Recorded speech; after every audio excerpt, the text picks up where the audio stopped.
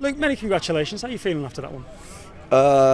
I've not quite gathered myself yet because, of course, when you concede 2 goals quickly and then the crossbar's rattled, it's a strange feeling when you've been in control so much up until that point. So, still feel a little bit in shock.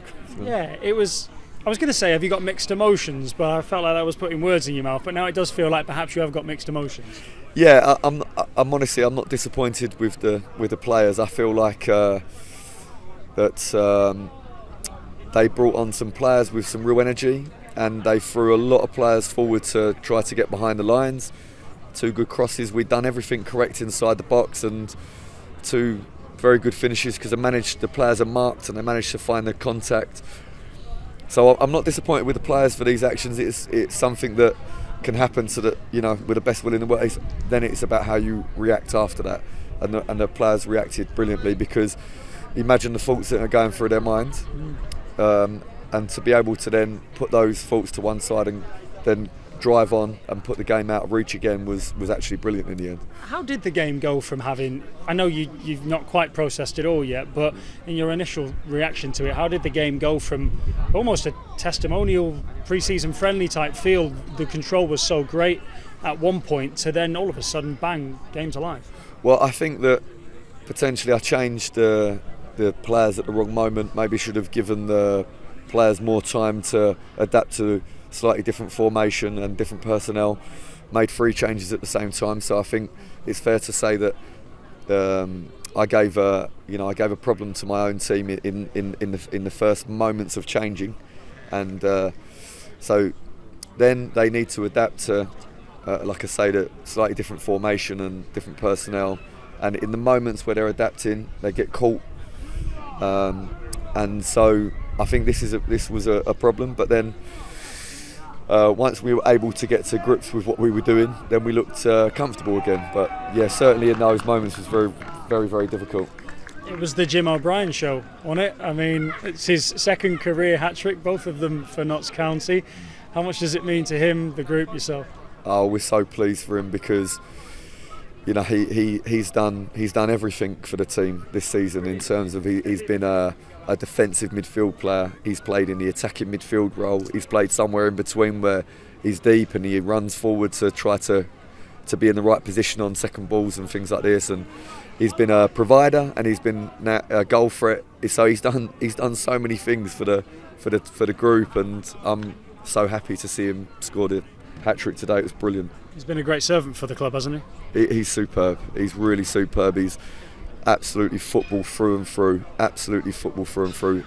Absolutely adores this football club. It's a pleasure to work with Jim. It's wonderful. Was today the first time where we saw you tinkering with a few positions and things like that? Was that with perhaps a playoff campaign in mind?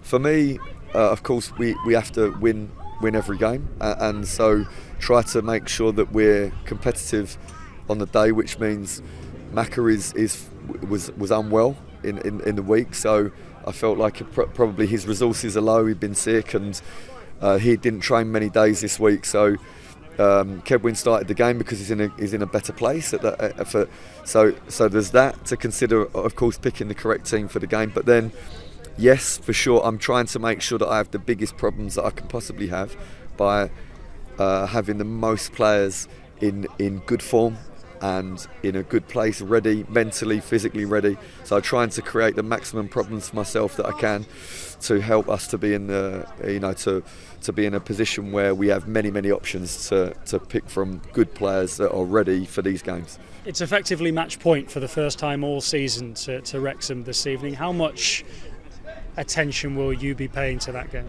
Well, I will have a long journey home.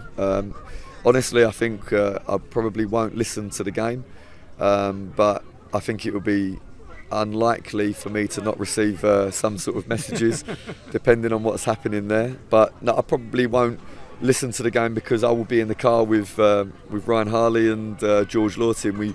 I'm sure we'll be nagging about Notts County, nagging about the players, nagging about the formation, obviously in the best possible way. But we will be analysing every action that we can think of, and starting our preparation already for the next game. And is there a part of you that is just reserving a little bit of headspace for the notion that it could go down to the last weekend? I think that the messages from myself to the players and to the staff has been that we have to be preparing thoroughly for every single game to win. That way it protects us from worrying about maybe doing something different, maybe playing for a draw, maybe playing just to see the game out and whatever. We don't want to have that mentality anyway. So this is a great situation for me, because the way I want the team to think lends itself to this scenario. Prepare thoroughly for the game and try to win the game in the best possible way, so that we march on forward in a good vein.